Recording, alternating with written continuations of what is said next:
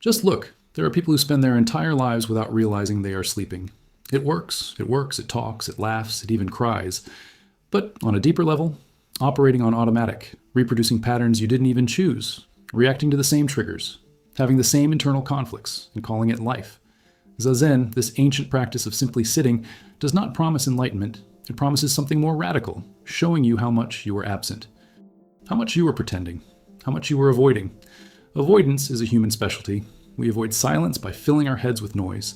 We avoid loneliness by filling our calendars with empty appointments. We avoid confronting the existential vacuum by filling shopping carts, scrolling timelines, lives of elaborate distractions. And it works for a while, until it stops working.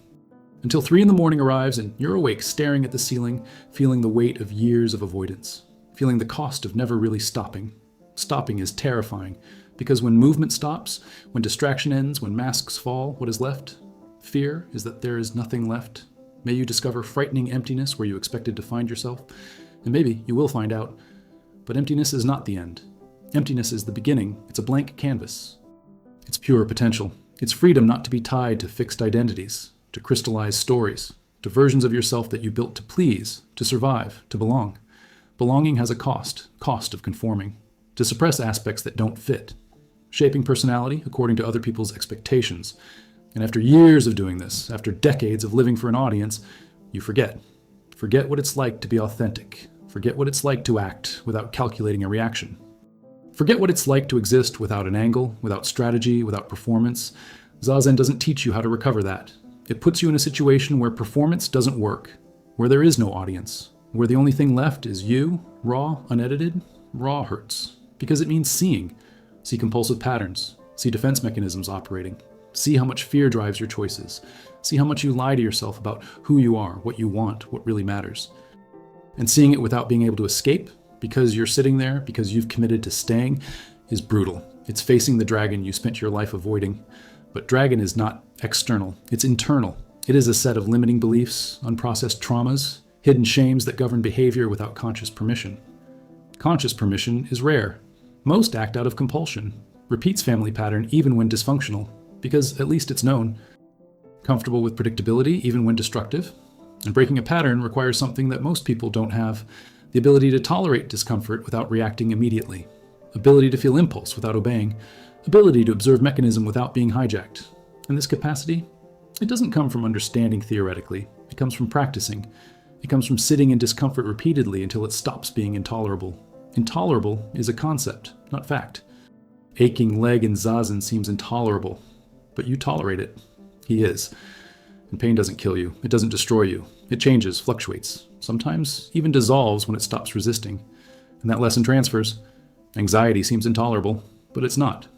You may feel tremors, heart racing, catastrophic thoughts, and continue sitting, keep breathing, continue existing, and discover, I'm bigger than that. I contain this without being devoured. And this discovery changes the fundamental power equation. Power is not in controlling, it's in containment.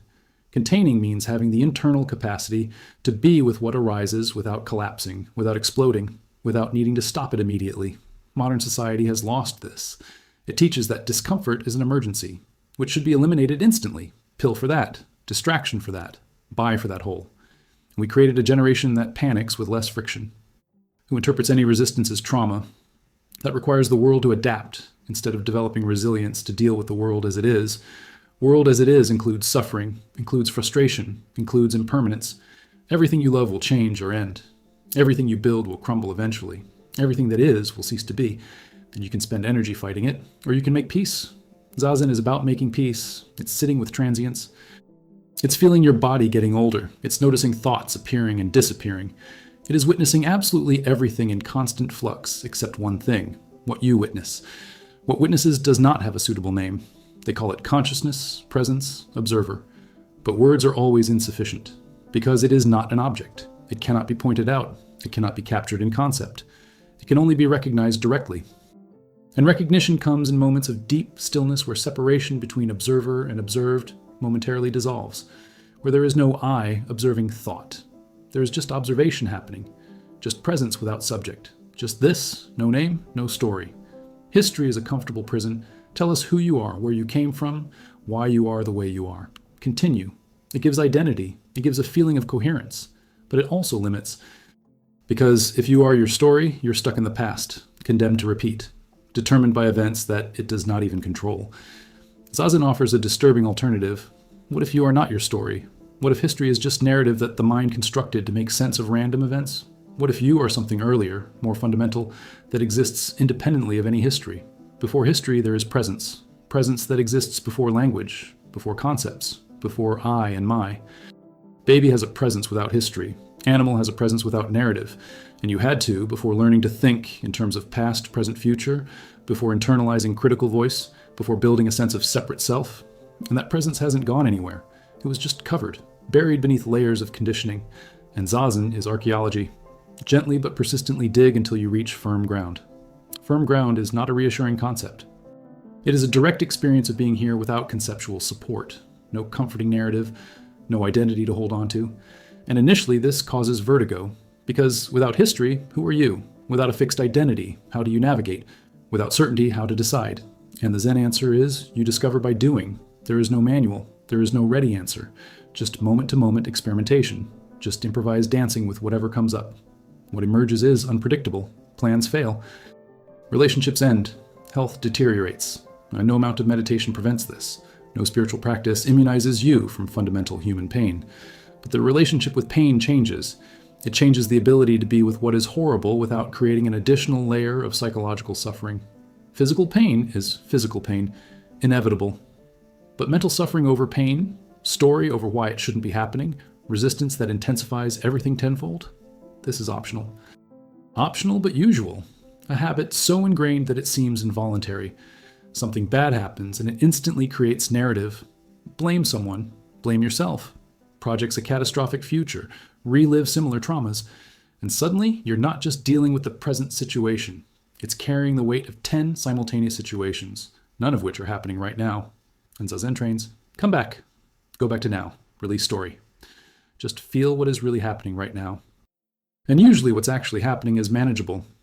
It's the story that makes it unbearable. Unbearable or not depends less on circumstance and more on the mind. A mind at peace can go through hell with relative equanimity. An agitated mind turns paradise into torture. And agitation doesn't come from outside. It comes from within, of resistance, of wanting it to be different, of constantly judging how it should be instead of simply being with how it is. And that difference between should and is creates tension that consumes you. It consumes because it requires energy to maintain resistance. Energy that could go to live, to create, to connect, goes to fight against reality. And reality always wins. Always. You can hold out for decades, but eventually it breaks, or bends, or learn to flow. And flowing is not giving up. It's recognizing this is happening. Like it or not. Agree or not. And based on this recognition, respond intelligently instead of reacting blindly. Reacting blindly is automatic. Stimulus response, like a rat in a laboratory. And most people live like this, programmed by past experiences to respond in specific ways to specific triggers. Someone does. An old software running in a new situation creates bugs. It creates dysfunction. It creates unnecessary suffering. Unnecessary but persistent, because there is no delete button. There's no way to simply erase conditioning. But you can watch. You can recognize, oh, this is an old pattern operating. I don't need to believe it. I don't need to obey. I can feel impulse without acting on it. I can notice thought without being thought. And in this space, in this interval between stimulus and response, freedom lives. Small perhaps, but real. And exercised repeatedly, it expands. Expand until you're no longer a puppet of conditioning.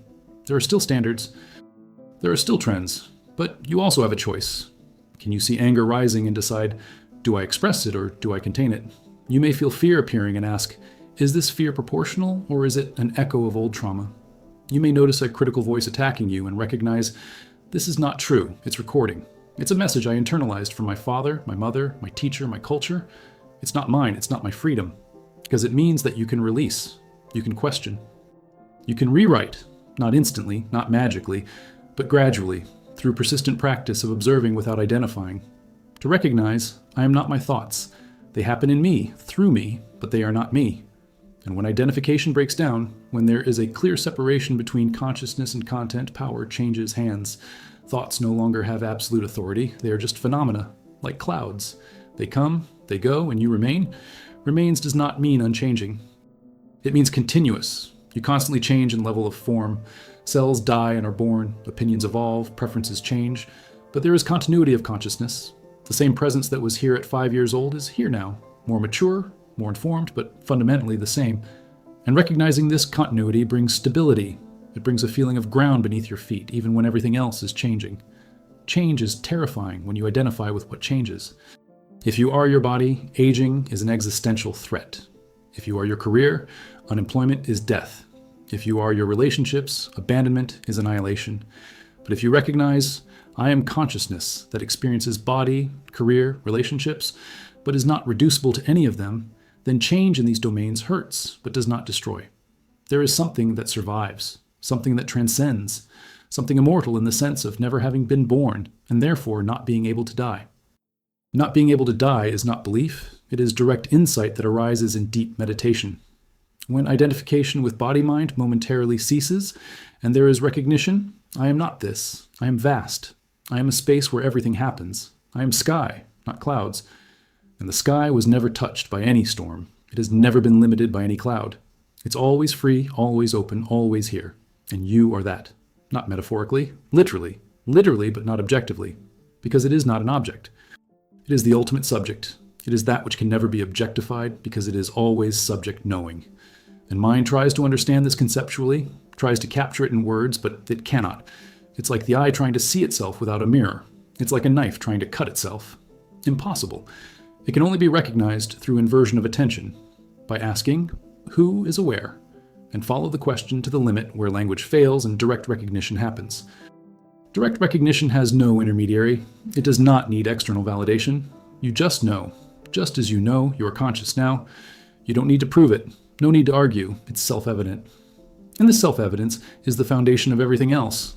Cogito ergo sum. I think, therefore, I exist. But Zen goes further. I exist before I think. Consciousness precedes thought, and therefore it doesn't depend on him. It can exist in total mental stillness. It can exist in a state of not knowing. It can exist without content. Without content, it is unknown terrain, because there is usually noise. There is thought. There is sensation. There's something going on. And sudden silence scares, like going into a dark room after being in bright light. There is disorientation. There's fear. There is an impulse to leave, to return to the known. But if you stay, if you allow your eyes to adjust, you begin to distinguish shapes, start browsing, and discover it is not a threatening void. It is plenitude without an object. It's peace without reason. It is joy without a cause. Causeless joy defies Western logic, because we were taught, be happy when you achieve X, when you achieve Y. When circumstances align, happiness is always conditioned, always dependent, always fragile. But Zazen points to radical possibility, unconditional happiness. Not because everything is perfect, because you stopped demanding perfection, stopped fighting imperfection. And in letting go of the struggle, there is relaxation, there is lightness, there is the ability to laugh at the absurdity of everything, including yourself. Laughing at yourself is mental health, because it means not taking it so seriously. Do not carry identity as a sacred burden. Recognize, I am cosmic clown, playing a role in this absurd play called life. And paper is important in the context of the play, but I am not paper, I'm an actor. And actors can change roles. You can improvise, you can even leave the stage, because there is freedom that comes from not being completely identified with a character. Character is useful construction, allows you to browse socially, it allows you to have a job, relationships, responsibilities. But when you confuse character with totality, when you forget that you are an actor, you get stuck. It is limited by character characteristics. And it suffers when a character is criticized, rejected, diminished, because it feels like a personal attack. But remember, it's just paper. Criticism hurts less, rejection hurts less. Because you know, there's more to me than that.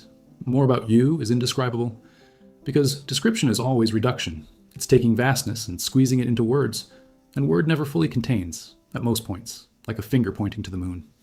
And Zazen is an invitation to stop studying fingers and look directly at the moon mind. Stop analyzing concepts about consciousness and simply be conscious. Stop reading about presence and simply be present. And presence requires no preparation, no qualification required. It just requires letting go of everything else and being here. Here is the only real place, only real moment, only real you. Everything else is projection, it's memory, it's imagination. Useful to navigate, but not real in the sense of it happening now. And when attention returns here completely, when it stops leaking there and then there is concentration, There is power. There is clarity that sees through illusions that normally deceive, sees through fear that often paralyzes. It sees through the desire that habitually enslaves. It enslaves because it promises. Promise that when you succeed, you will be happy. When you achieve it, it will be complete. When you have it, you will rest. But it's a lie. It's a dangling carrot that keeps moving but is never reached. Because when it reaches, desire simply changes its target. Now you want something else, and you're back on the treadmill. Running, always running, never arriving. And Zazen is getting off the treadmill. It's stop running. It's discovering, I don't need to get anywhere. I'm at home now. A house is not a physical structure. It is an internal state of belonging. Knowing that regardless of where your body is, you are okay. You are whole. Because true home is inside. It is this presence that goes with you wherever you go, which is available under any circumstances, which cannot be taken away by external change because it does not depend on anything external.